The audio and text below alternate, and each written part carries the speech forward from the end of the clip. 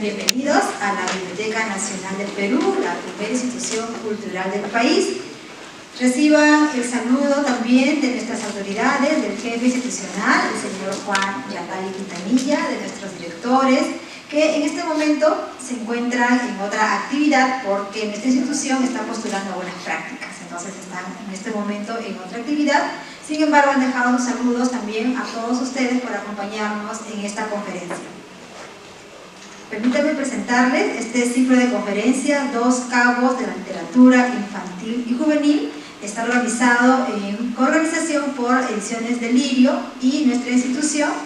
Y en este evento estamos reuniendo a dos principales ponentes, el señor Juan Hanan, que nos acompaña ahora, y el día lunes nos va a acompañar Adolfo Córdoba. En estas sesiones vamos a reflexionar sobre temas que aparentemente pueden ser distantes, pero tienen especial vigencia en la literatura infantil y juvenil contemporánea. Así es que a continuación doy el pase a Jessica Rodríguez de Delirio Ediciones, que me va a dar un poco más de información acerca de la conferencia. Muchas gracias por la invitación.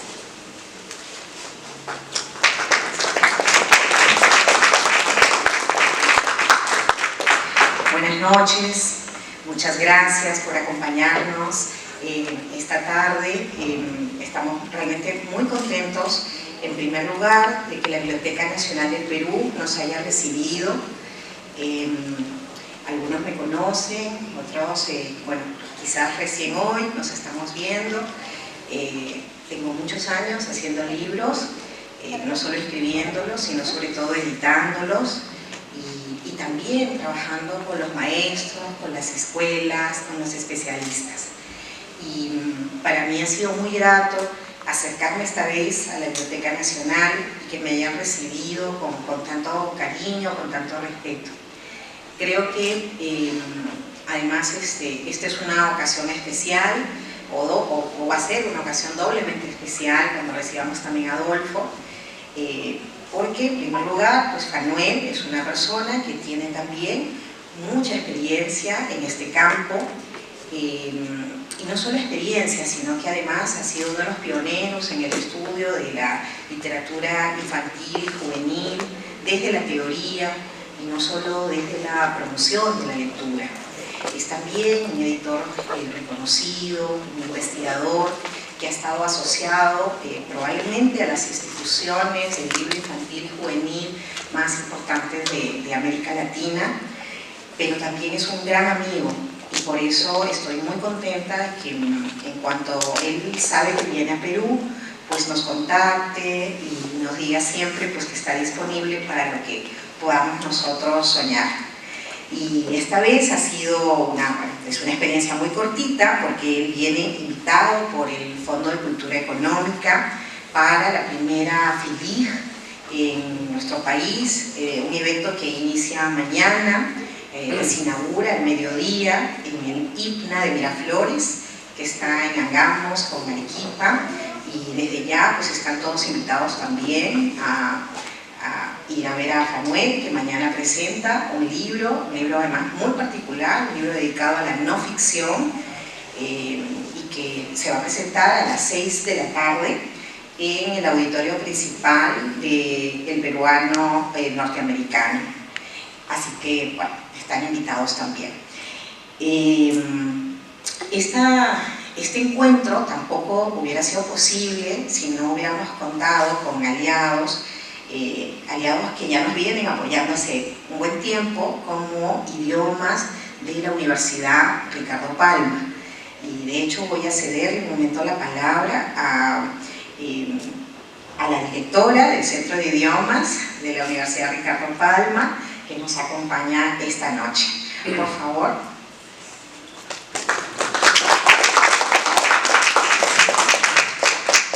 Gracias, Jessica. Bueno, creo que comparto la emoción de todos de escuchar a Fanuel. Para quienes no lo han escuchado aún, nosotros hemos tenido en la universidad el placer de escucharlo primero en un encuentro presencial en el 2022. Fue un reencuentro por primera vez en un auditorio después de la pandemia, y luego nos regaló un curso de 8 horas, 3 semanas sobre literatura distópica. ¿Por qué escogimos eso? Nosotros en la universidad, dentro del Centro de Idiomas, tenemos dos actividades. Una dirigida a los maestros, que es el programa para profesores de inglés, y tenemos también cursos de idiomas. El club de lectura, que también organiza el Centro de Idiomas, es un punto de encuentro en el que convergen todos los alumnos, porque todos tenemos un común denominador, y que es, primero, buscar comunidad, ¿no? Generar redes, y el club de lectura es un espacio para eso. Nos une el mismo hábito, la misma pasión, la misma curiosidad. Y en segundo lugar, indistintamente de que seamos profesores o estudiemos una cosa u otra, podemos converger en este espacio en torno a la lectura, hablando sobre libros o descubriéndolos. Jessica nos ha acompañado en el club desde el año pasado. Antes de eso hemos tenido a Juan Manuel, y con intervalos en los que ha participado Fanuel. Estuvimos sumamente complacidos de verlo luego a través del Zoom, seguir aprendiendo sobre algunos libros que aún no habíamos leído. ¿Y por qué escogimos la literatura distópica? Sentimos que había de pronto un auge, ¿no? Un encuentro con libros que se habían publicado hace muchos años y que de momento, por diversas cuestiones, quizás sociales, quizás políticas, ¿no? La inestabilidad que a veces he sentido ha llamado la atención de los jóvenes y se ha convertido en un espacio en el que ellos se han reencontrado, ¿no? Descubriendo estas historias, y de repente no solamente los libros, porque también abordó la distopía a través de las películas, ¿no? Tal es la diversidad y el manejo no solamente teórico, sino también apasionado de Fanuel, y nosotros no queríamos dejar pasar la oportunidad, aunque sea un ratito pequeñito en los cortos días que él tiene en el Perú, de poder escucharlo. Entonces no quisiera dilatarlo más. Le agradezco a Jessica y a la Biblioteca Nacional por habernos permitido encontrarnos acá. Esperamos que en algún momento los encuentros se den en la universidad, y agradecemos también al Fondo de Cultura que ha hecho posible que venga Fanuel. Muchísimas gracias, Fanuel, y Jessica también. Muchas gracias a Mónica Meléndez por acompañarnos, por sumarse a esta iniciativa de reactivar este tipo de encuentros con maestros, con especialistas, con quienes inician también en el estudio, la lectura de la literatura infantil y juvenil. Quiero mencionar algo más, ya que estamos en días a puertas de la feria. Fanuel Hanan Díaz nos acompañó en la escritura de un prólogo, una introducción a esta edición de Delirio, que es Cuentos de Mama Oca, que inauguró la línea de traducciones que tenemos en la editorial, y que hoy ya cuenta con un segundo volumen, que es Fábulas de La Fontaine. Y aprovecho para presentarla porque justamente en la feria, en la FILIG, que se inicia mañana, pues vamos a tener un espacio para celebrar algunas de las ediciones que han alcanzado nominaciones internacionales por Perú este año, y en las que Delirio ha alcanzado 2, a través de Fábulas de La Fontaine en la categoría traducción, y La abuela que tejía el aire en la categoría de autor. Y lo último, la última propaganda, perdónenme, pero Adolfo Córdoba también acaba de ser editado por Delirio, con Honchu, el niño Dios Maíz, un hermoso poema narrativo que pueden encontrar desde mañana en la feria, y además que presentamos mañana a las 5 de la tarde con Adolfo en el ICNA. Así que ahora sí terminé todos mis cherries, perdónenme. Voy a presentar más bien a Fanuel. Si alguien aún todavía no lo conoce, pues Fanuel se inicia en la comunicación social en la Universidad Andrés Bello de Venezuela, pero luego, creo que muy temprano, ¿no? Empiezas a trabajar con libros para niños y jóvenes, y alcanza la coordinación del Departamento de Selección de Libros para Niños y Jóvenes del Banco del Libro. Ha dirigido la revista Para, También ha coordinado la revista Barataria, que auspiciaba Editorial Norma y que seguramente todavía muchos recuerdan. Ha sido profesor invitado en el Máster Gretel de Literatura Infantil. Ha sido autor del curso virtual de escritura creativa de CERLAC. Hace relativamente poco ha sido incorporado como miembro de número de la academia de su país, de la Academia de la Lengua. Ha sido jurado de prestigiosos premios como el Hans Christian Andersen, del Bologna Ragazzi y de la Bienal de Bratislava. Bueno, Fanuel, por encima de todo esto, de ser autor de un libro que seguramente algunos conocen, Leer y Mirar, el libro Álbum, ¿no? y otras tantas cosas, y sobre todo un apasionado, un honesto apasionado por los libros para niños y jóvenes. Para él, un aplauso, por favor. Buenas noches. Parte de lo que ustedes van a ver aquí son algunas de las, vamos a decir, clases, por así decirlo, que yo produzco para estos contenidos mediáticos que básicamente van a las universidades. Por eso agradezco muchísimo a Mónica, a la Universidad Ricardo Palma, al Fondo de Cultura Económica también, porque al igual que Delirio, todo ha sido como una buena confluencia de personas que han querido hacer esfuerzos comunes para que yo pueda estar aquí compartiendo con ustedes esta breve conversación, porque en realidad es más una conversación alrededor de un tema que se pierde de vista. Como ya les dijo Mónica, este es un tema que tiene 8 sesiones y todavía se sigue perdiendo de vista porque hay todo un camino recorrido en la historia de la literatura, incluso desde tiempos muy antiguos, para que podamos como tener una radiografía completa de lo que significa esto de narrativas distópicas. También hablar de literatura juvenil y hablar de mediación lectora con jóvenes es complejo porque básicamente nos hemos centrado en primera infancia, en literatura infantil, y a los jóvenes los hemos dejado un poquito como solos, que de alguna manera ellos vayan encontrando su camino lector.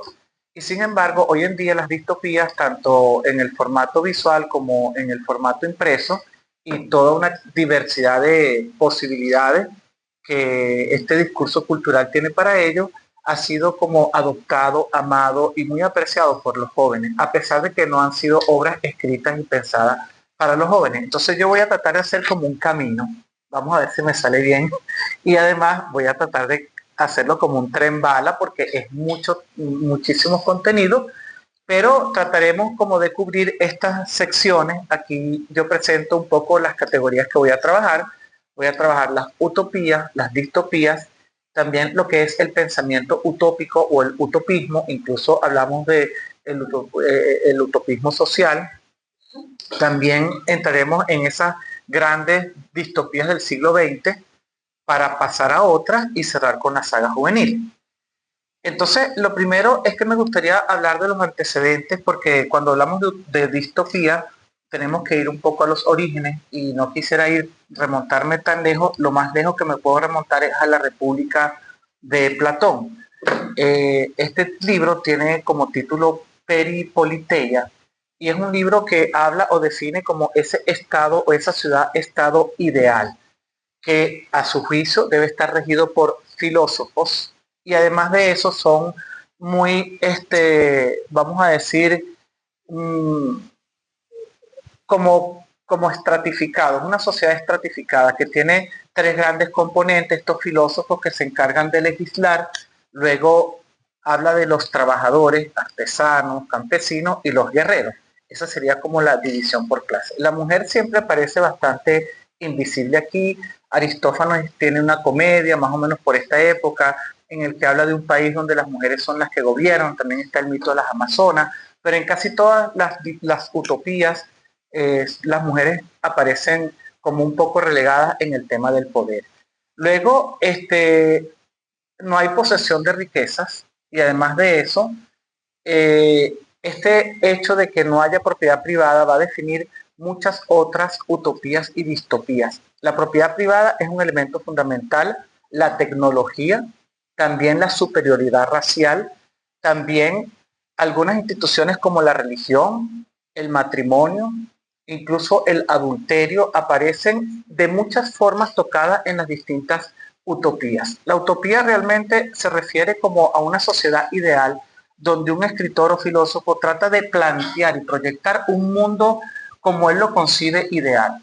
Y estos son todos ensayos filosóficos, aunque sean obras de ficción, que plantean en el mundo de las ideas lo que yo pienso acerca de la economía, yo pienso acerca de las relaciones humanas, pienso acerca del manejo del poder y el mejor sistema de gobierno, etcétera, etcétera. Luego también hay un elemento interesante que tiene que ver mucho con la raza y esto un poco con la higiene racial, que es una teoría más nazista, la eugénesis, es decir, esas razas superiores que están en las sociedades. Y esto lleva al control de las taras que son parte de estas deformaciones raciales o que haya estratos sociales de razas superiores y razas no superiores. Y para él se plantea justamente en esta sociedad ideal que cada uno haga lo que tiene que hacer. ¿Qué quiere decir con esto? Que cada uno se ocupe de su trabajo y no salte al trabajo o al nivel en el que podría no corresponderle. Por tanto, hay como que una fuerte presión social para que te mantengas en tu estatus, en tu oficio y en esa condición para la que has sido preparado. Luego hay mitos que arrancan también en la antigüedad clásica, como el mito de la Edad Dorada, Aetas Aurea, la Arcadia, ese lugar bucólico donde existe miel, leche, donde los rebaños pastan apaciblemente. Y esos mitos se han ido transformando especialmente cuando pasan a esta primera exploración geográfica en la época medieval, como la isla de San Borondón, las Islas Afortunadas, que están incluso localizadas en mapas. Por ejemplo, en este mapa que es un teatro Orbis Terrarum de 1570, aquí está ubicada en ese puntico que ustedes ven, esa famosa isla de San Borondón, que es una isla que aparentemente aparece y desaparece, pero es un lugar afortunado. Y estas islas afortunadas, en algún momento, cuando comenzaron las exploraciones para América, se localizaron en las Islas Canarias o en las Azores, porque tienen un clima ideal, la naturaleza es pródiga, hay abundancia de agua y mucho más cuando los primeros viajes de Cristóbal Colón lo ubicaron en Venezuela, por eso se llama Tierra de Gracia, y trataron de encontrar no solamente la fuente de la eterna juventud, sino el Dorado, o ese lugar donde había las condiciones ideales para que la vida pudiera fluir un poco en las coordenadas de este mundo que en la época medieval se comienza a construir como el país de Jauja, por ejemplo, que aquí se llama la tierra de la glotonería. Esta es una obra pintada por Peter Bruegel en 1567, o de Lazy Tasty Land, donde hay abundancia de alimentos, no tienes que hacer ningún esfuerzo. Ven que aquí hay 3 hombres representantes de estamentos distintos, un caballero, un campesino y un estudiante, que están allí pues disfrutando del dolce far niente, y hay en los árboles, cuelgan panes en los techos, hay incluso lechones horneados que corren ya con un cuchillo puesto para que tú solamente cortes el pedazo de comida. O sea, es para el país para los flojos y los que quieren disfrutar de esa vida ideal. Es el país de la cucaña, el país de Jauja. Y aquí vemos cómo estos elementos simbólicos, como el libro tirado allí, como este huevo con un cuchillo encima, o como pueden ver ese lechón corriendo por allí, son elementos tentadores de lo que podría ser esta vida maravillosa, bucólica. Y en algún momento también Pinocho quiere ir a este país, en este país donde no se tienen obligaciones, donde no hay clases. Entonces todos soñamos con un lugar bucólico, un lugar ideal, un lugar que tiene unas coordenadas para cada uno de nosotros, y esto es lo que de alguna forma se llamaría una utopía. Sin embargo, el género de utopía aparece realmente con la obra de Tomás Moro en 1516, que se llama Utopía, que le da nombre a este género que va a extenderse en el Renacimiento, luego también algo en el barroco, hasta bien entrado el siglo XIX también. Al principio, él le coloca a su obra nusquama, que en latín quiere decir ningún lugar o en ningún momento. Pero luego cambia y utiliza la etimología griega de topos, que es lugar, y que es no. Entonces es tan ideal ese lugar que es un no lugar. También tiene otro prefijo que es el de eu, que quiere decir perfecto. Entonces es el lugar perfecto, es el no lugar, es un lugar que no existe porque es perfecto. Y aquí vemos un grabado de esta isla de Utopía. La isla de Utopía, a la cual no se puede llegar fácilmente, que tiene una forma como de luna creciente, donde hay como 52 ciudades, este lugar ideal en donde todo el mundo tiene las mismas condiciones, el poder se ejerce por hombres normalmente, que son elegidos de una manera democrática entre hombres, y es una sociedad perfecta basada en ideales filosóficos, clásicos y cristianos, porque bueno, esa era su tradición religiosa. Aparece el concepto de isla porque las utopías se ubican en islas mayormente o en lugares que son aislados. No solamente puede ser una isla que está aquí en la tierra o en un lugar exótico, sino también puede ser una isla flotante como la isla de la Puta en los viajes de Gulliver, se llama así la isla de la Puta, o también puede ser una caverna, pero son siempre lugares aislados. Luego, aquí el hecho de que todas las casas sean igual permite entender que también por la arquitectura hay una paridad en cuanto a que no hay alguien que tenga una casa de mejor condición. Las casas tienen dos puertas, una puerta para entrar a la casa y otra para salir donde está la huerta, porque todos viven de la agricultura. Tienen una obligación de trabajar una cantidad de horas, de 6 horas diarias. Por supuesto que no hay propiedad privada, todo es de todo. Y aquí habla acerca del tiempo, cómo se distribuye. A veces cuando tú no quieres hacer una actividad te dedicas a otra, y hay un sistema patriarcal de gobierno porque dominan casi todas las utopías y hay mucha tolerancia religiosa, cosa que es muy extraña también para este momento. También hay elementos que están pasando en Inglaterra, esta pugna entre el catolicismo y el protestantismo. Y además de eso, el adulterio sí es condenado fuertemente, cosa muy extraña porque en otras utopías se permite el amor libre y también el uso de sustancias como drogas o sustancias que inhiben el dolor y que abren los canales para la felicidad. Luego tenemos en 1726, hay muchos libros que están considerados en la historia de la literatura como utópicos. Este caso son los viajes de Gulliver en diferentes remotas islas, así se llama exactamente el título, Viaje a varias naciones remotas del mundo en 4 partes, por Lemuel Gulliver, primer cirujano y luego capitán de varios barcos. Entonces ustedes saben que van al país de los liliputienses, al país de los gigantes, al país que ya les comenté de la isla flotante, y luego al país de los caballos, que tienen un nombre impronunciable. Hueños. Y estos caballos son seres perfectos que no tienen los vicios de los seres humanos. No tienen la envidia, no tienen los celos, el deseo de posesión. Y los humanos que están allí en este mismo país son los Yahoos. Recuerden, el buscador este que se llama Yahoo recibe el nombre por como estos caballos, todos excelsos y perfectos, llaman a los seres humanos que son bajos, que son deformes y que son seres viles con vicios de posesión, de asesinato, de muerte y toda una cantidad de aspectos que los hacen repudiables. Entonces aquí ya hay una tesis que también es interesante porque todas las utopías a lo mejor comienzan a desmoronarse porque todas parten de esa idea de la perfección del ser humano y ninguna reconoce o pocas reconocen la complejidad del ser humano y la complejidad en todas sus sombras y luces, porque bueno, somos eso. Posteriormente tenemos La máquina del tiempo de Wells, que es muy interesante porque el viaje en el tiempo hace que este doctor Wells, que ha logrado de manera oculta construir una máquina y viajar en el tiempo, llega muchos eones después a una sociedad donde no existe los libros, no existe el conocimiento, no existe la religión.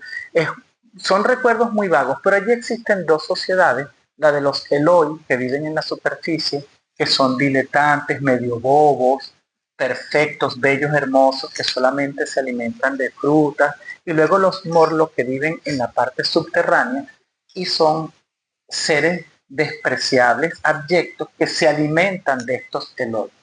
Y realmente aquí hay unas coordenadas muy interesantes porque él lo que quiere hablar es acerca de la revolución industrial, cómo los que tienen el capital se alimentan de los trabajadores. Y el trabajador es visto como un ser como gentil, como inocente, naif, cándido, que sucumbe ante el deseo de posesión de los que tienen las maquinarias y tienen el poder. Y esto va a crear unas fracturas muy interesantes que van a explotar más adelante porque todos estos utopismos sociales o el socialismo utópico van a basarse algunos en la idea de la revolución como Marx y Engels y otros en otras ideas que tratan de casar estas dos sociedades que ya están emergentes en el contexto contemporáneo, que es la de los que tienen los modos de producción, los empresarios de los trabajadores, de alguna forma para hacer simple el cuento. Luego, en el marco del utopismo tenemos muchas ideas que se empezaron a desarrollar precisamente a partir de la revolución industrial, un poco antes también.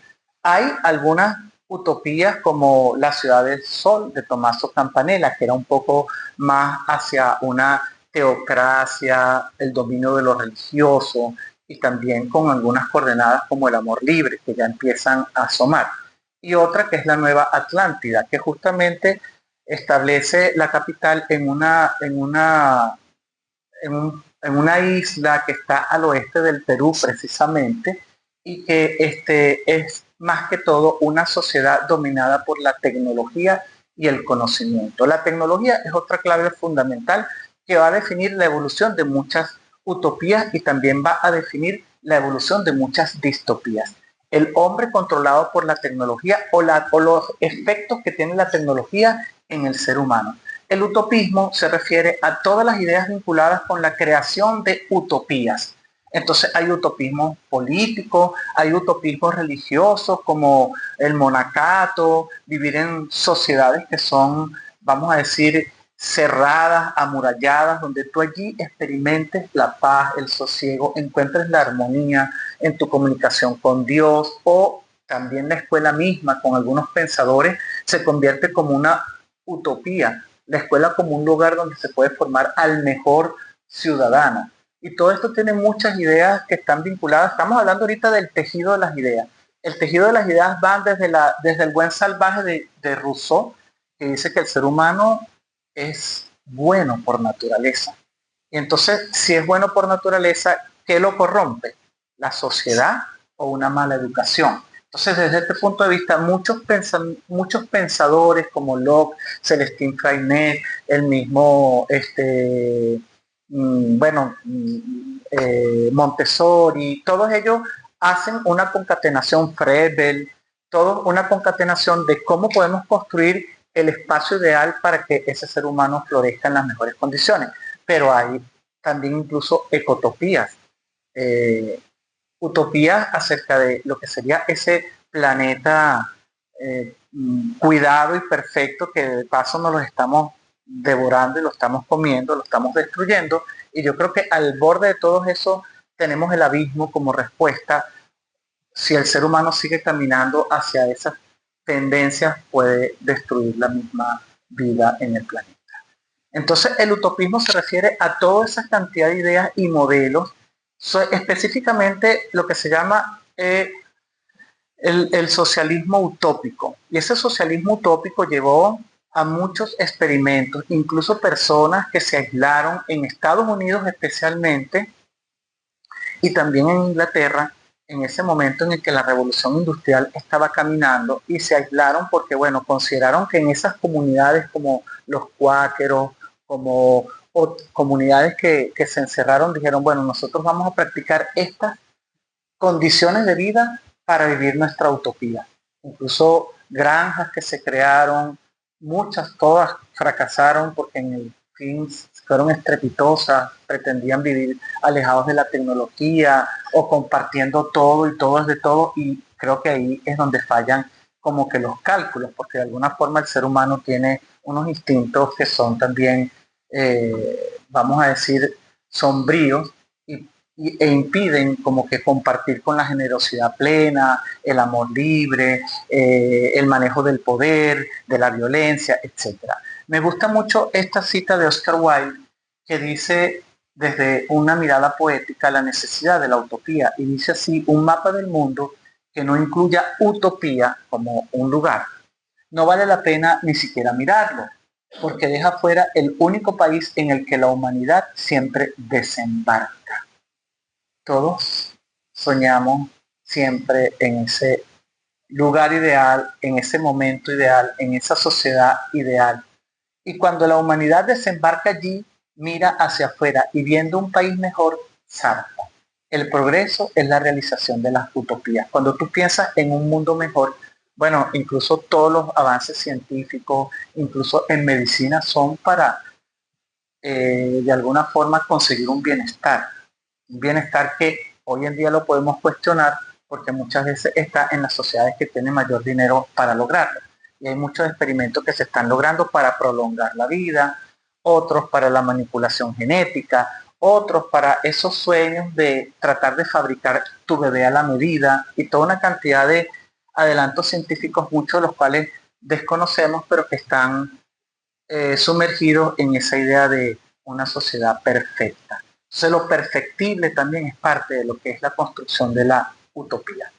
Queremos sociedades perfectas con seres humanos perfectos. De hecho, todo lo que es la higiene de la raza y la eugénesis parte de esa idea que luego retomó Hitler con la raza aria, que incluso le pagaban a las mujeres porque fuesen vientres fecundos y que se emparejaran con los oficiales de la SS solamente para tener hijos.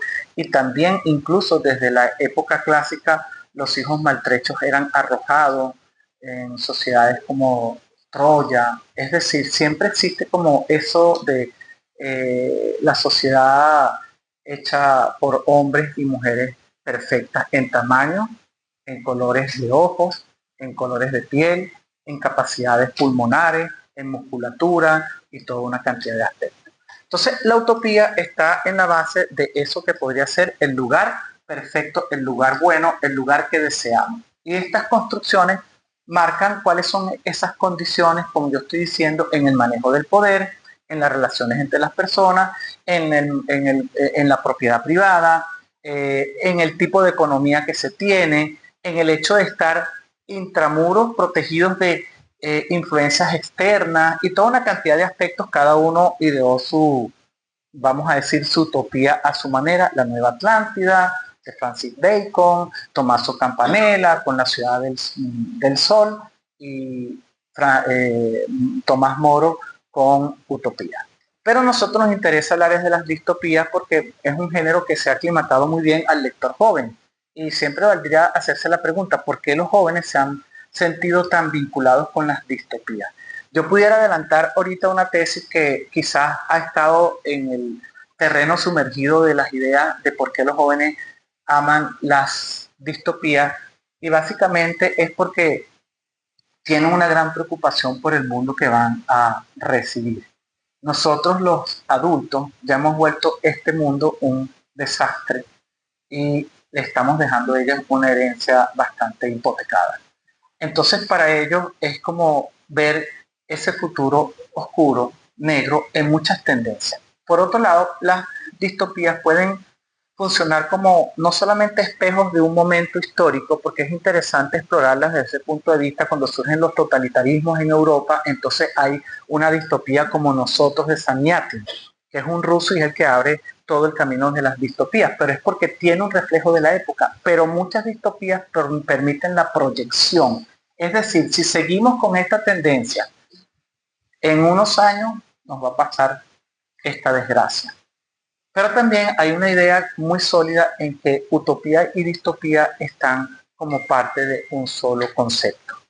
Entonces, la distopía, por lo contrario a la utopía, es un lugar, como lo podemos ver en esta imagen, es un lugar inhóspito, deshabitado, destruido, ya contaminado. Tenemos muchas películas donde este escenario es bastante común y también muchas obras literarias como The Road, La Ruta, en los que ya el ser humano se está comiendo unos a otros. Y de hecho, todas estas series de zombies, aunque tienen un tronco vinculado en algunos casos con el vudú, en otras ya es porque son mundos distópicos donde incluso ya no hay comida y los seres humanos nos estamos comiendo unos a otros, como Soylent Green, que es una película buenísima y que habla acerca de este hecho de que ya no hay comida suficiente para tantos que somos en la humanidad.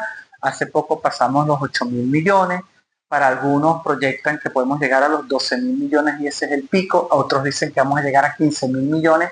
Imagínense ustedes con todos los recursos escasos o limitados que podemos tener, cómo la humanidad creciendo va a convertirse en una devoradora o fagocitar su propia especie. Por ejemplo, hoy en día que estamos hablando de Gaza, es un espacio distópico, por decirlo así. Entonces también sería interesante hablar del mapa de los lugares distópicos del planeta, porque bueno, son lugares en donde ninguno de nosotros quisiéramos vivir, que tienen unas condiciones no aptas para la vida desde el punto de vista del florecimiento de la cultura, el arte, las relaciones humanas, la alimentación, el transporte, etcétera, etcétera. Pero, por ejemplo, esta foto, que es una foto muy interesante de lo que quedó después de Chernóbil en uno de estos edificios abandonados, puede ofrecer también la idea de un lugar distópico. Entonces, lugares distópicos son muchos, estos lugares que han sido arrasados incluso por el mismo ser humano con su tecnología. Estamos hablando de la energía nuclear. Entonces, creo que tenemos cada vez más un espejo de lo que podría ser ese mundo distópico. La distopía se refiere específicamente porque no tiene como una especie de, vamos a decir, de linaje en su etimología como utopía. Es como más reciente, es una representación ficticia de una sociedad futura de características negativas, causantes de la alienación humana. Y cuando hablamos de la alienación humana es cuando ya el ser humano deja de ser individuo para someterse al poder de una abstracción. Y esta abstracción mayormente es el poder. El poder que también comienza a tener una presencia omnívoda, pues es omnipresente. Pero además del poder está la tecnología y también el control social de otros seres que viven en el mismo espacio hacia otros individuos que viven en el mismo espacio. Entonces, dis es malo, es un prefijo griego que ya es lugar inconveniente, lugar maltrecho, lugar malo, por lo contrario a la utopía. Entonces, distopía se refiere a un lugar no perfecto.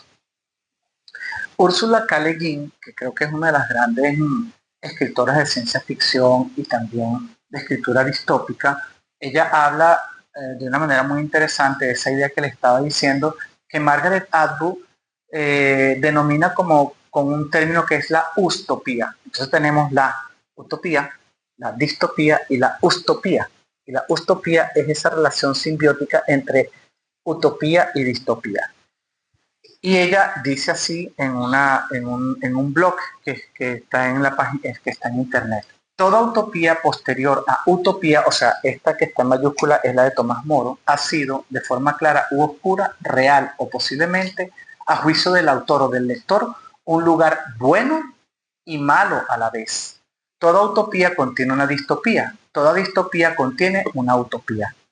En el símbolo del Yang Yin, cada mitad contiene una parte de la otra, lo que significa su completa interdependencia y continua intermutabilidad. Es decir, que si lo ves desde un punto de vista, una utopía también tiene rasgos que son muy, vamos a decir, no apetecibles, y una distopía reflexiona sobre posibilidades esperanzadoras. Entonces yo creo que la esperanza también es otra palabra clave para los jóvenes, entender cómo pueden concebir la esperanza viendo en un mundo de ficción las posibilidades de resquebrajamiento de ese mundo que hoy tienen la posibilidad de vivir o que próximamente tengan la posibilidad de vivir. Ursula K. Le Guin tiene un libro que se llama Aquellos que se alejan de Ómelas, perdón.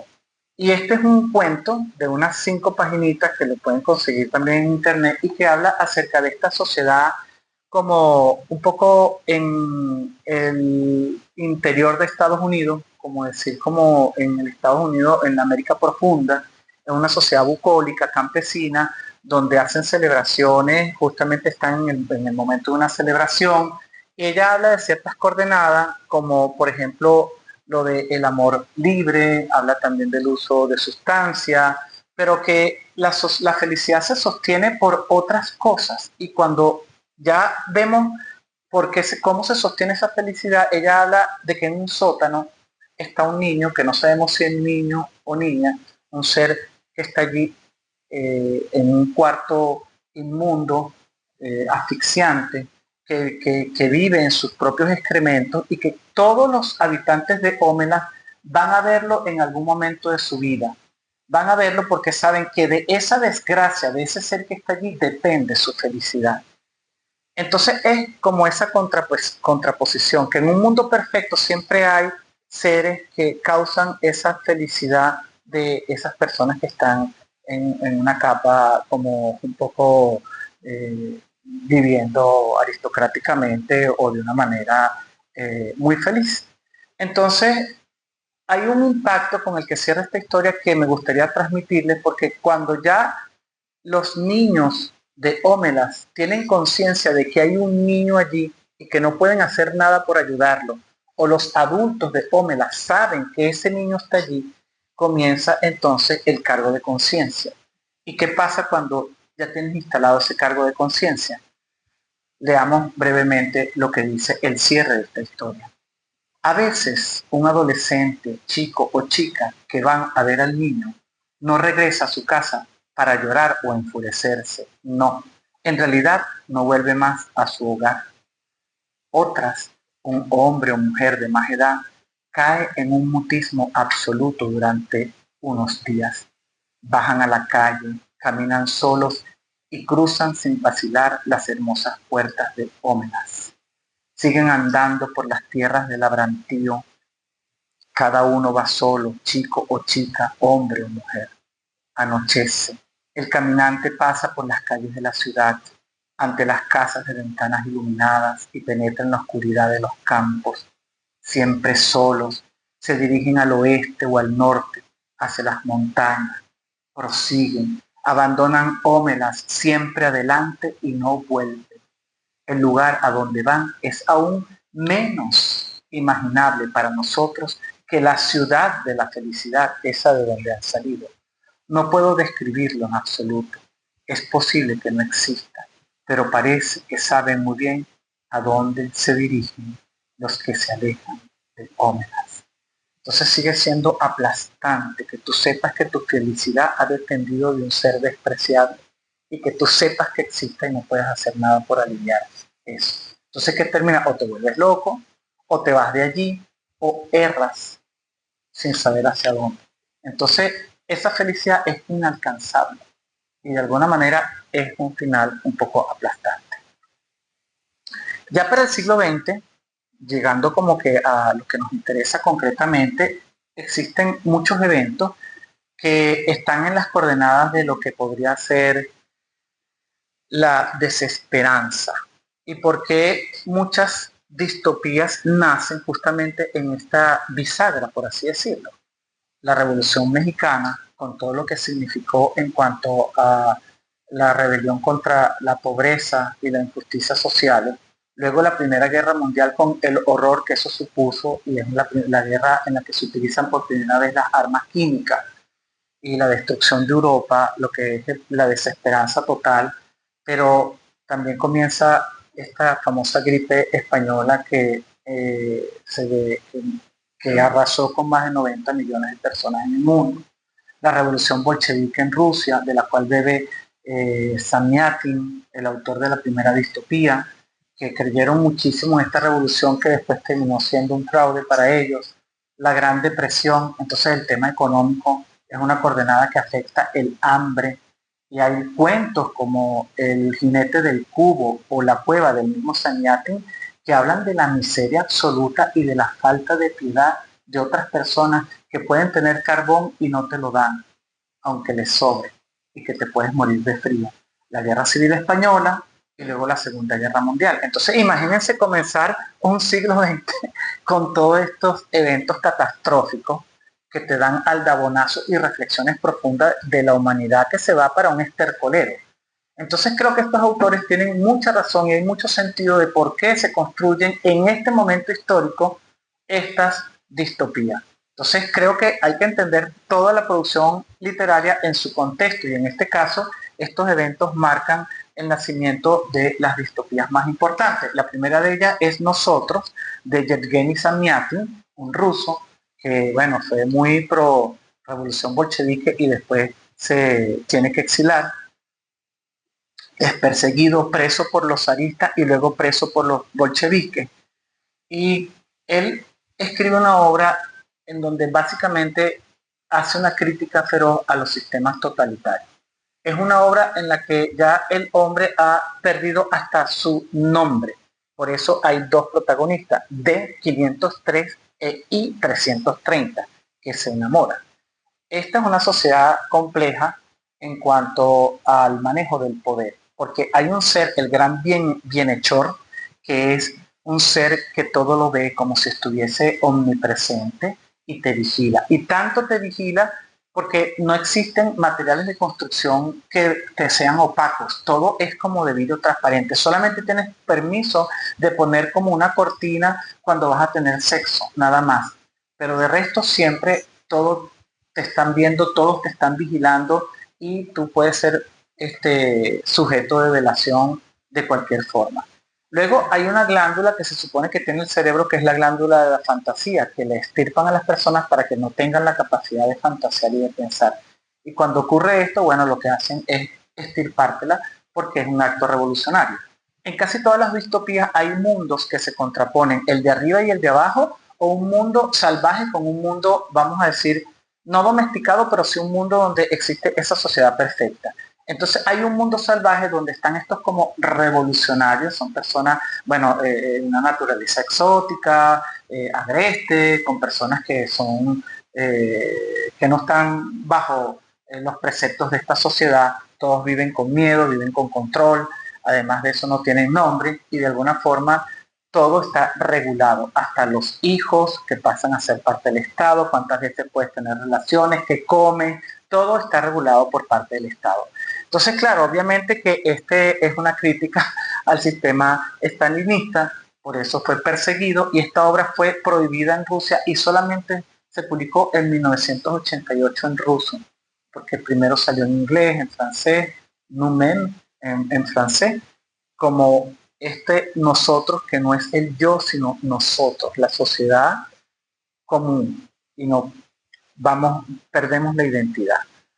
Estas son algunas de las tapas de este libro y estos son algunas de las personas que viven, que además se alimentan de nafta, una cosa, bueno, como gasolina, y viven en estos lugares transparentes. Esto es una película alemana.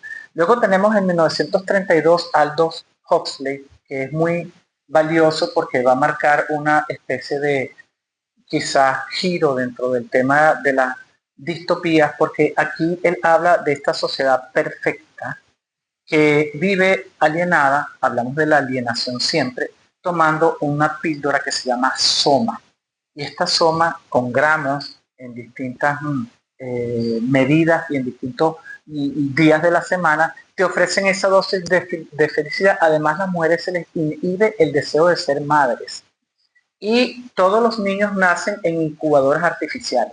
Y en estas incubadoras artificiales hay 4 categorías de seres, alfa, beta, gamma y delta.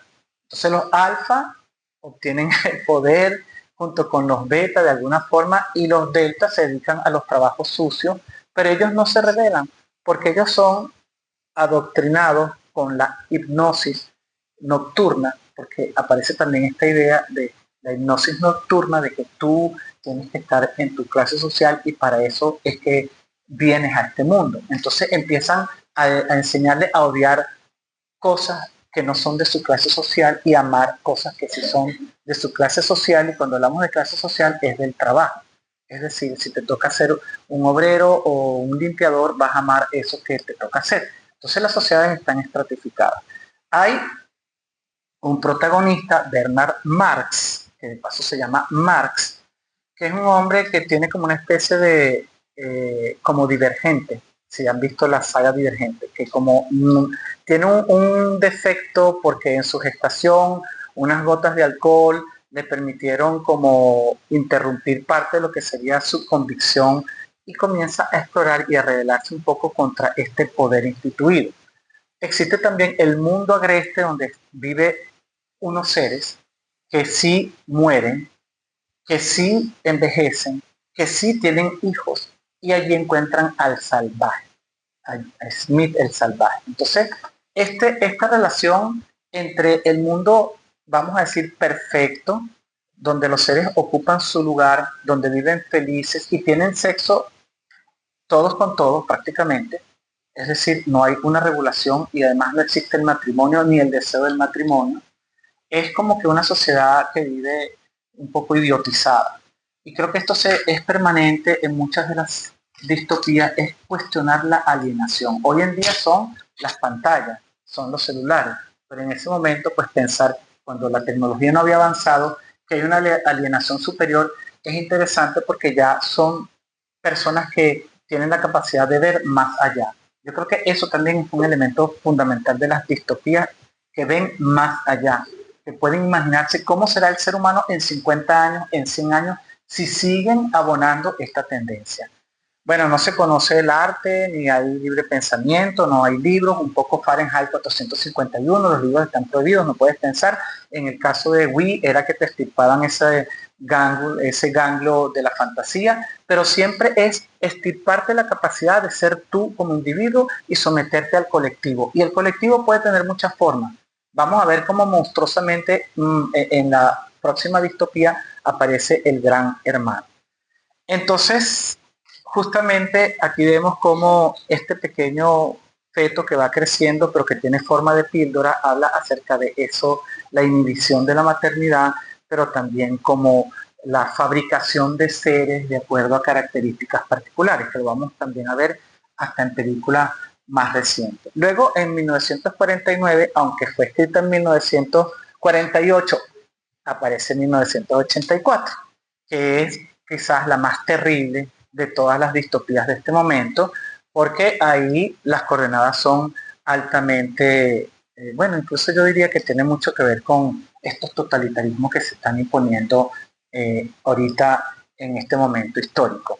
Entonces, en primer lugar, existe esta figura del Gran Hermano, que hecho es lo que me parece, hay dos elementos fundamentales de esta distopía, que es la figura del Gran Hermano, que todo lo ve, todo te vigila, hay como cámaras como la que está allí por todos lados, hay pantallas en todos lados donde tú estás observado todo el tiempo. Y además de eso, hay algo muy interesante que los que hemos vivido en sistemas totalitarios lo podemos entender, que es la propaganda y también la neolengua.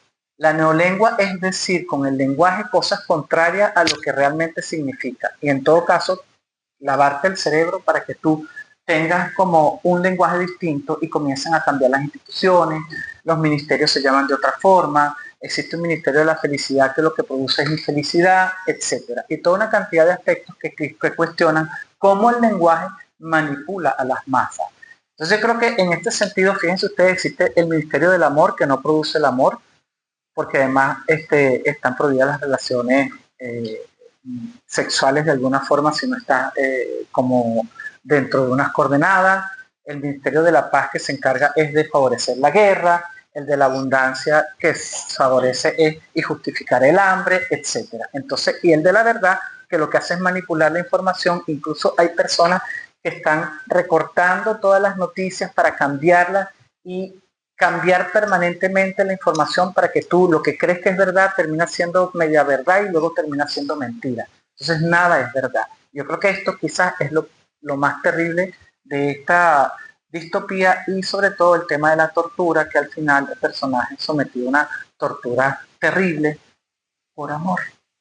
Entonces él termina amando a su propio, bueno, vamos a decir, victimario. Entonces, esta figura del Big Brother is watching you, el gran hermano, te está viendo todo el tiempo. Y estos son como las paradojas que existen en la construcción de la neolengua. La guerra es la paz, la libertad es la esclavitud y la ignorancia es la fuerza. Es el eslogan que aparece permanentemente y en la película esta es la figura de ese gran hermano. Luego tenemos otras distopías como Fahrenheit 451 de Ray Bradbury. Hay una película exquisita, con una estética francesa, que habla acerca de algunos aspectos interesantes. Por eso aparece aquí la caja de cerillas, porque justamente los grados Fahrenheit 451 es que se quema el papel y estos son unos bomberos que se encargan de encontrar libros para quemar. Al final es muy bonito, por lo menos en el caso de la película queda una escena de él huyendo de esa ciudad, de esa utopía, distopía, porque es utopía para los que gobiernan, pero distopía para los que viven allí, y entonces termina yéndose las líneas del ferrocarril a un sitio salvaje, como todas estas mundos ficticios, y donde están seres humanos que son libros. Bueno, yo soy Tom Sawyer, yo soy la Ilíada, yo soy la Odisea, porque se han aprendido de memoria esos libros para no permitir que se olviden. Es una obra interesante. Luego tenemos Philip K. Dick, Sueñan los androides como ovejas eléctricas, que habla un poco acerca de una realidad que no está tan lejos y que tiene que ver con los cyborgs, todo lo que es la tecnología ya en el cuerpo. Yo no sé si ustedes supieron que ya hace algunos años se hizo público el primer cyborg de un chico que se puso en el cráneo como una pantalla. Entonces ya estamos frente a quizás unas coordenadas de transformaciones entre lo animal y lo tecnológico que puede llevar a quimeras. Y esto también está al borde, no sabemos lo que puede pasar. Aquí ya no existen animales, entonces se construyen animales artificiales. Y bueno, creo que esta obra es valiosa porque abre como unas coordenadas para lo que es el cyberpunk como género. Y de hecho hay una película, esta es la más nueva, pero el Blade Runner clásico es la más hermosa de todas. Estos son androides fabricados por el ser humano tan perfectos que parecen a seres humanos. Estamos hablando de esta tendencia del cyborg y que son tan perfectos o de alguna forma tienen más humanidad que el ser humano, porque al final es una escena tan hermosa que este androide que puede matar a su perseguidor, que lo quiere matar, lo salva. Entonces tienen más compasión que el ser humano. Es una obra muy interesante y paradójica de eso que es la construcción futura, de dónde está la humanidad, a dónde la depositamos y cuándo la perdemos. Gattaca, este experimento genético, está basado, se llama Gattaca porque tiene las siglas de guanina, adenina, tiamina, todos los componentes de la cadena del ADN, por eso se llama Gattaca. Y es un chico que no nació perfecto y que él quiere ir de viaje al espacio y solamente los perfectos viajan al espacio. Entonces él hace todo lo imposible, incluso se opera para ser un poquito más alto, se rasura todo el tiempo para que en donde él esté no caiga ningún pedazo de célula, ni de ADN, ni de pelo que pueda delatarlo. Entonces un compañero que no puede caminar porque ha sufrido un accidente es el que le da la orina y le da la sangre para que él se haga todos los exámenes, y como ese compañero sí es perfecto, él al final logra burlar todos los sistemas e irse al espacio. Entonces en realidad es una reflexión sobre la eugenesis, cómo estamos buscando siempre esa perfección, que nosotros a lo mejor no la vemos en términos de experimentos biológicos, aunque sí están sucediendo, pero sí lo vemos, por ejemplo, en los avatares de los celulares.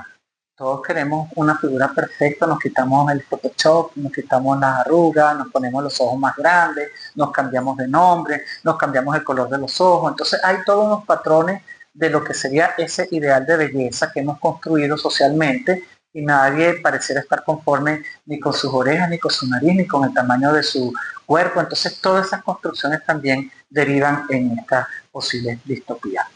El peatón de Ray Bradbury, lo dejo solo como referencia, es un cuento muy interesante, también lo pueden encontrar en internet y que habla acerca, en ese momento, estamos hablando de 1951, de una sociedad alienada por el televisor.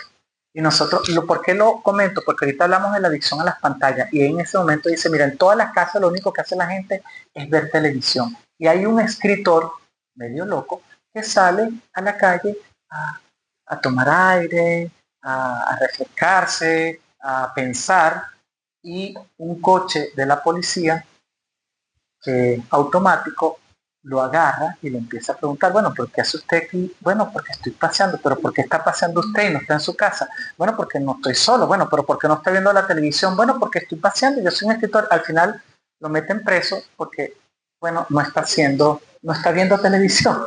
Entonces es muy interesante, eso se lo dejo como referencia y lo pueden encontrar en internet, son cuentos cortos. Hay 3 escenarios distópicos que me parece que a veces uno dice, bueno, creo que no, que estas novelas no tienen mucho sentido porque las coordenadas como que nos hablan de una realidad que está solo en la ficción. Pero por ejemplo, yo voy a hablar de 3 nada más muy brevemente: los totalitarismos, la tecnología y como que la metáfora del enjambre, no de la colmena, sino del enjambre. El enjambre es ese pulular que también va haciendo un efecto sobre la identidad. En cuanto al Big Brother is watching you, yo solamente quiero hablar de una realidad que es muy cercana para nosotros. Estos son los carteles del Big Brother que usted está viendo, ese gran hermano que se extiende todo el tiempo, y vean cómo se transforma en una persona que hoy en día está en el poder. Y en Venezuela se construyeron estos ojos de Chávez, que todo lo miran y todo te ven. Estos ojos de Chávez están en todas partes.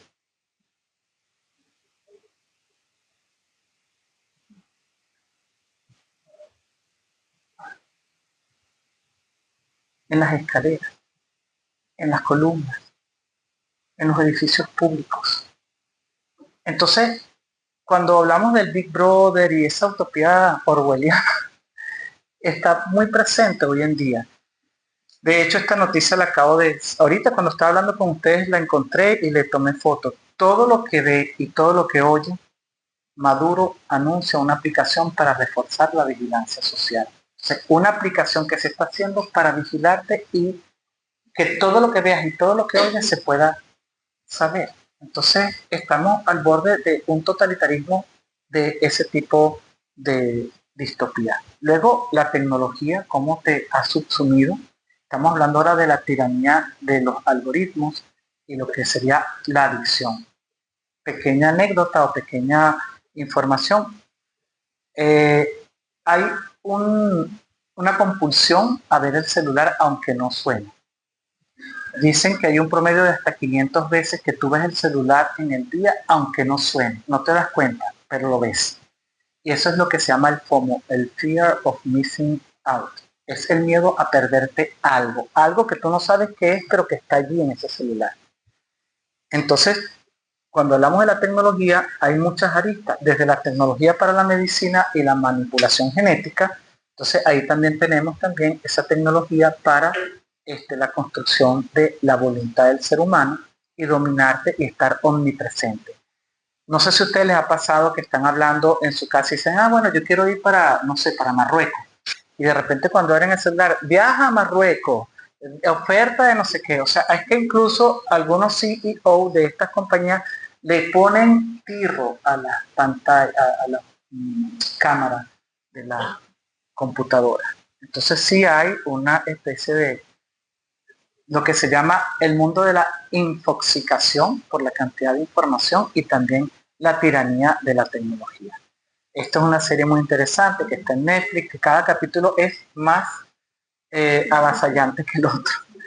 Y por último, en esa metáfora del enjambre sería la edición genética. Esta es las siglas de esta edición genética, que tiene que ver como con los halógenos de cada uno de los genes, cómo ya se pueden manipular para hacer construcciones. Por ejemplo, en un lado positivo, que sería utopía, es tratar de evitar que tú tengas alguna enfermedad como el cáncer o vengas con algo. Y en otro lado es construir seres perfectos para sociedades ideales.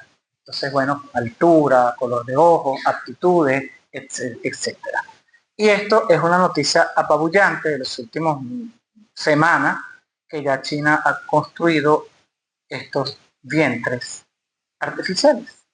Entonces, si usted no quiere tener a su hijo en el vientre, usted viene y lo pone en ese vientre artificial y allí está con las coordenadas del líquido amniótico y lo que implica temperatura y arrullo y todo lo que necesite para que ese ser se pueda reproducir o pueda desarrollarse, perdón, no reproducir. Entonces, lo que habíamos visto en The Brave New World, o sea, en Un Mundo Feliz, es ya una realidad. Pronto será así. De hecho, algo que a lo mejor es un poco extraño para el que no conoce quizás cómo se organizan los servicios públicos en Colombia, pero los servicios públicos están estratificados. En Colombia se tiene el estrato 5, el estrato 4, el estrato 3, el estrato 2, el estrato 1. Entonces, eso de la estratificación me suena a epsilon, gamma, delta, alfa. O sea, todo eso implica como visiones de lo que sería la estratificación social. Y ya para cerrar, no sé cómo vamos de tiempo, pero tenemos las distopías juveniles. Distopías como los Juegos del Hambre, que hablan de sociedades post-apocalípticas, son ya amadas y muy cercanas a los lectores jóvenes. Y aquí yo entonces vuelvo a hacer la pregunta que hice al comienzo: ¿por qué a los jóvenes les gusta? Son los usuarios ideales de estas sagas. Bueno, en primer lugar porque hay jóvenes protagonistas, en segundo lugar porque se oponen al mundo de los adultos, en tercer lugar porque logran ejercer con naturalidad su ímpetu rebelde contra las sociedades que están estratificadas, siempre con poderes abstractos. Son o un colectivo de personas que están en una torre de marfil, o son naves espaciales o naves que están viendo y todos lo están supervisando. Siempre hay un poder abstracto, ¿no? Y en ese caso hay relaciones, por ejemplo, con mitos, en el caso de los Juegos del Hambre, de Teseo y del Minotauro, y otra vez esa idea de los jóvenes que se ofrecen como sacrificio para que la sociedad esté bien. Lo que habíamos dicho de Ómelas es el sentido del sacrificio. ¿Quiénes se sacrifican para que todos estemos bien? Alguien se sacrifica. Alguien tiene que sufrir o padecer. Luego tenemos Divergente, habla después de la Gran Guerra. Entonces se supone que hay un mundo post-apocalíptico, como Flores, como estos libros que son post-guerra atómica. Y esa teoría de la destrucción a través por las bombas atómicas estuvo en un punto vigente y era como la destrucción total de la humanidad. Entonces aquí hay 5 facciones diferentes y hay quien tiene la capacidad de pertenecer no a una sola facción, sino a varias facciones. Entonces es divergente. Y estos divergentes son seres, como les había dicho ya este señor Marx, que tenía como el antídoto contra la sumisión, porque ya él venía distinto. Entonces, nuevamente, los seres humanos somos distintos. Y frente a esa diversidad no hay las posibilidades de construir un mundo igualitario. Entonces, la utopía es algo irrealizable. Incluso los experimentos que se han hecho de esas comunidades aisladas, sean religiosas, sean políticas, sean económicas, todas han terminado fracasando. Luego tenemos los Juegos de Ender, también dentro de unas coordenadas futuristas. Hay unas distopías vinculadas con la ciencia ficción, sobre todo los seres extraterrestres que en algún momento vienen.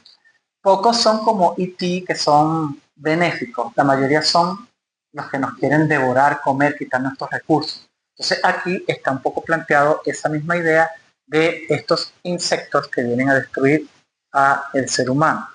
Y otra como el corredor del laberinto, Maze Runner, que tiene que ver con ese mito griego también del laberinto.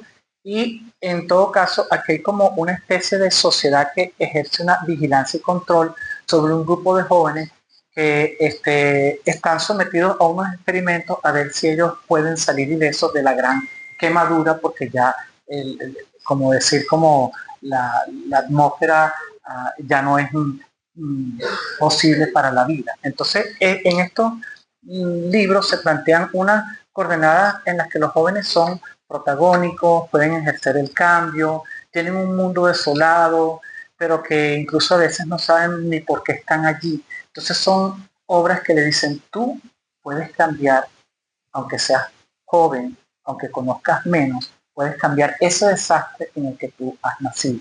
Entonces yo creo que hasta cierto punto le dan un cierto empoderamiento a los jóvenes para esa capacidad esperanzadora de transformar. Y hablando un poco también de otros, vamos a decir, discursos culturales, tendríamos los dibujos animados como esta serie Arcane, que también vuelve a plantear la ciudad de Piltover y la ciudad de Sound, una que es próspera, la otra que vive como en el submundo, y de alguna manera es un sistema político que perpetúa la división social. Tenemos entonces muchos elementos que se repiten, la estratificación social, el manejo del poder, tenemos también la escasez de recursos, el tema de la tecnología que te abruma o que te cambia o te transforma, o cuando la tecnología no la tenemos todo y hay una desigualdad por el uso de la tecnología, la pervivencia de la raza humana, la prolongación de la vida, la salud, la economía, de qué viviremos en un futuro, etc. Y yo quisiera cerrar con 2 láminas para abrir espacio a preguntas si hay o no lo sé, pero en todo caso quisiera plantearme unas pequeñas ideas, como 10 ideas, de qué aportan las distopías al lector joven contemporáneo. En primer lugar, funcionan como espejos históricos. Y yo creo que estas obras permiten enormemente ver la gestación del contexto en que esas obras fueron creadas. Entonces, si había totalitarismo o había también, como por ejemplo la hipnosis nocturna, en el caso de Brave New World, esas eran tecnologías del momento. Entonces, cómo algunos visionarios o la televisión pudieron ver que esa tecnología pudiera ser dañina a pesar de que fue altamente apreciada. Luego son laboratorios éticos, porque en muchas de estas distopías se plantea la traición, la delación, la solidaridad o también el conformismo. Entonces, ¿qué harías tú frente a estas mismas coordenadas? Alfabetizan sobre el poder, el manejo del poder, qué es el poder omnívoro, qué es, no sé, el totalitarismo, qué significa la participación tuya en una sociedad. Restituyen la conciencia de poder actuar en el mundo. A veces no tenemos ni siquiera la conciencia de que nosotros podemos cambiar las cosas. Promueven la construcción de visiones alternativas de lo social. Es decir, la sociedad es así o la proyectamos así, pero puede permanecer así, debe permanecer así. O sea, nos vamos a conformar con que haya ricos y pobres o que haya gente que no tenga acceso a servicios y otros que sí. Luego desmontan la ilusión de neutralidad tecnológica. La tecnología causa un efecto en la sociedad, sea la tecnología más básica del carbón o sea la tecnología de punta como, no sé, vamos a hablar ahorita de la inteligencia artificial. Luego activan la empatía y la sensibilidad social porque son seres, en este caso, que viven al margen. La mayoría de ellos no están en el mainstream. Entonces, estar al margen te ayudan a entender al otro. Ofrecen una narrativa emocionalmente honesta porque se vive el miedo, se vive la esperanza o la desesperanza, se vive la valentía o la cobardía. Entonces, emocionalmente son muy honestas, cuestionan el conformismo social, es decir, yo me quedo como que en este espacio que se me asignó o puedo mover. Hay movilidad social, hay movilidad por mis habilidades y articulan esa tensión que hay entre utopía y distopía. Y por último, yo quisiera dejarles como 10 ideas porque estamos en una biblioteca nacional donde seguramente hay muchos promotores de lectura y personas que trabajan con promoción de lectura. Entonces, algunas ideas que me parecen útiles para trabajar las distopías con jóvenes. En primer lugar, hay que leer la obra completa antes de acompañar a los jóvenes. Nosotros tenemos que leer la obra, eso es lo primero. Luego, no subestimar el género ni etiquetarlo como una literatura light porque tiene películas. Entonces, no, eso es una literatura menor. No, muchas distopías son muy profundas en sus coordenadas, por lo menos ideológicas. Trazar el puente entre la obra y la época. Eso también es una buena práctica. Darle las coordenadas para contextualizar la obra que se va a leer. Combinar el libro y la pantalla, porque bueno, afortunadamente muchas tienen películas o series. Trabajar la dimensión del lenguaje. Aquí se trabaja mucho la neolengua, la propaganda, la manipulación con el lenguaje y todos aspectos que pueden ayudar a entender el poder que tiene el lenguaje. Diseñar debates éticos guiados sobre la actuación de los personajes o de sus adláteres, conectar la distopía con problemas reales de los que ellos tienen. Bueno, ¿y qué piensas tú de la escasez de agua aquí en esta ciudad a futuro? ¿Cómo eso puede afectar? ¿Será esta ciudad? Bueno, Teherán la van a mudar, entiendo, porque ya no tiene agua. Entonces son realidades que están transformándose permanentemente. Proponer ejercicios creativos de imaginación. Imagínate tú, por ejemplo, cómo sería, no sé, si no hubiese, cómo será la escuela. A mí a veces me han preguntado, ¿cómo te imaginas tú las bibliotecas del futuro? Y yo, bueno, no sé, tendrán hologramas, vendrá alguien y te dirá qué quiere leer, como un robot. O sea, eso proponen esos ejercicios de imaginación, fomentan productos multimodales, porque ya que estamos hablando de un ecosistema tan complejo, que no es solamente el libro, sino también tenemos las aplicaciones, tenemos las películas, tenemos los cómics, tenemos la novela gráfica. Entonces pueden fomentar eso multimodal y cuidan lo que se llama la esperanza informada. Es decir, es verdad que estamos subsumidos en realidades duras, complejas. Si hacemos un repaso de lo que está pasando en el mundo, bueno, pégate un tiro porque este mundo va para un abismo.